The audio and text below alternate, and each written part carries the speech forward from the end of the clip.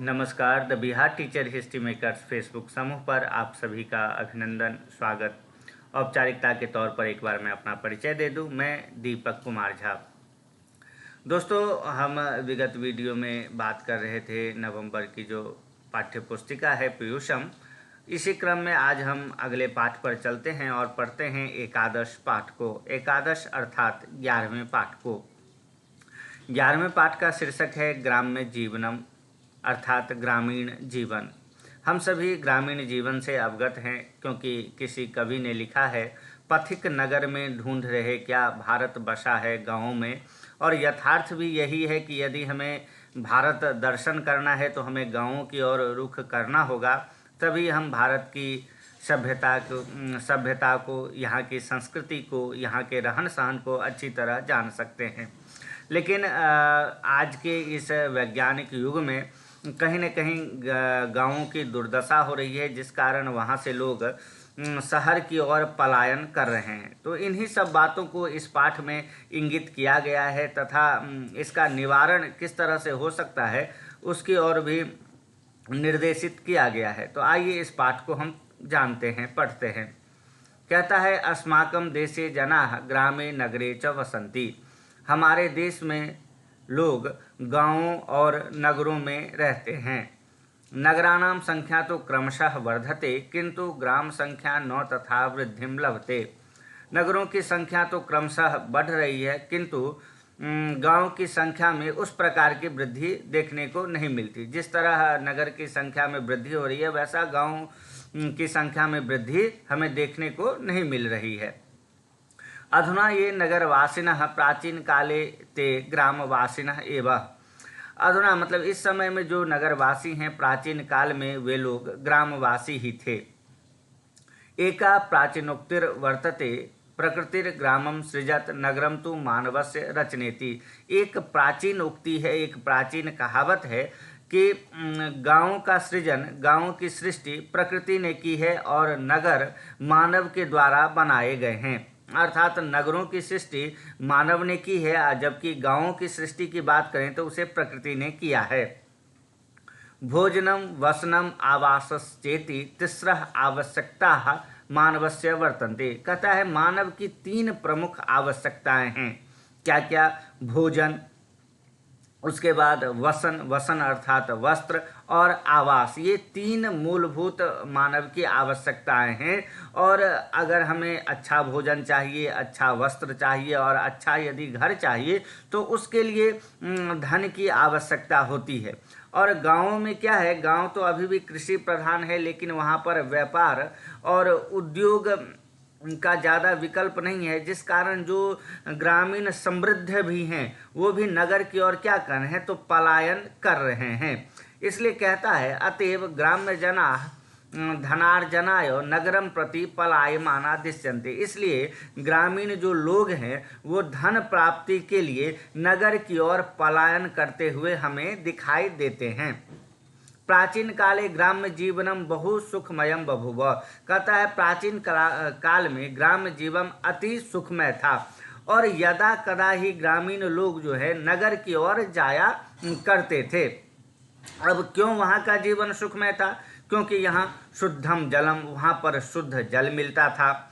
निर्मलो वायु, निर्मल वायु थी। स्वपरिश्रमार्जित मन्नम, अपने परिश्रम से उगाए हुए अन्न वहाँ मिलते थे। समाजे सामंजस्य, समाज में समरसता थी। एतत् सर्वम ग्राम्य जीवनस्य लक्षणम बभूव। ये सभी ग्रामीण जीवन का लक्षण था।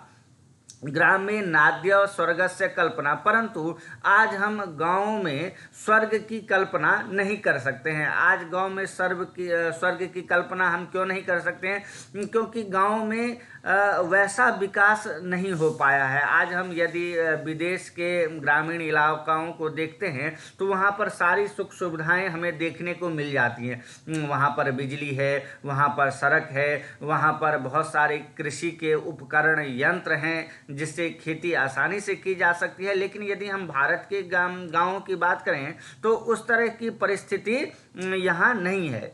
अब साहित्यों में भी पहले के यदि हम साहित्यों को भी पढ़ते हैं तो गांव का बड़ा ही वर्णन मिलता था। कहता था कि गांव स्वर्ग के समान है, परंतु अब ऐसी स्थिति नहीं रह गई है। इसलिए कहता है ग्रामे नाद्य स्वर्गस्य कल्पना वर्तते। गांव गांव में आज हम स्वर्ग की कल्पना नहीं करते हैं, नहीं होता है। अद्य क्वचित ग्रामेषु अनावृष्टि कारणात्, आज क्या है, आज गांव में कभी अनावृष्टि कारणात् मतलब वृष्टि ही नहीं होती है, बारिश ही नहीं होती है। क्वचित चाति वृष्टि निमित्तात्, और किसी गांव में इतनी अधिक वृष्टि हो जाती है, बारिश हो जाती है कि फसल नष्ट हो जाते हैं। कदाचिन नदीषु जलपूरेण तटबंध भंगात महदेव ग्रामजन संकटम आपद्यते। कहता है कि अत्यधिक पानी होने से नदियां उफान पर आ जाती हैं, जल से भर जाती हैं नदियां, जिस कारण तट जो होते हैं वो भंग हो जाते हैं, टूट जाते हैं, जिससे ग्रामजनों के मध्य में भीषण संकट उत्पन्न हो जाता है, आ जाता है। समाजे तो राजनीति प्रसारेण दल प्रतिबद्धता, जातिवाद, भूमि विवाद इत्याद्यपि संकट कारणम विशेषेण ग्रामेषु दृश्यते। और ये तो वृष्टि नहीं होना या अत्यधिक वृष्टि हो जाना, जल के कारण बांध टूट जाना, ये समस्याएं तो गांव में हैं ही। साथ ही और क्या समस्याएं हैं, तो राजनीति प्रसार के कारण अब क्या हो गया, दलबद्ध हो गए हैं लोग। कोई किसी दल को सपोर्ट करता है, कोई किसी दल को सपोर्ट करता है, जिस कारण गांव में आपस में एक वैर भावना उत्पन्न हो गई है। साथ ही यहाँ पर गांव में जातिवाद भी ज़्यादा हावी है, भूमि के नाम पर विवाद होते रहते हैं। तो ये सब सारे संकट विशेष हमें गांव में देखने को मिलते हैं। नगर जीवनस्य समृद्धि ग्रामे अपि समानेया प्रशासनेन तदेव ग्राम जीवनम सुखदम काम्यम च भविष्यति। कहता है नगरीय जीवन की समृद्धि के समान ही गांव में भी प्रशासन के सहयोग से विकास हो, तभी गांव में हम सुखद की कामना हम कर सकते हैं, तभी गांव सुखद होगा। नगरम प्रति पलायनम चावरुद्धम स्यात्, और तभी जो है नगर की ओर भागने की प्रवृत्ति भी लोगों में बंद होगी। जो ये पलायन की जो परंपरा चल रही है वो भी बंद होगा। तो यही इस पाठ में मूल रूप से दिया हुआ था। पाठ तो काफ़ी बड़ा था, लेकिन जो मूल बातें थे उसको मैंने सारांश के रूप में यहाँ पर लिखा है। तो अगले वीडियो में हम आगे के पाठ को पढ़ेंगे। तब तक के लिए दीपक को दीजिए अनुमति। नमस्कार।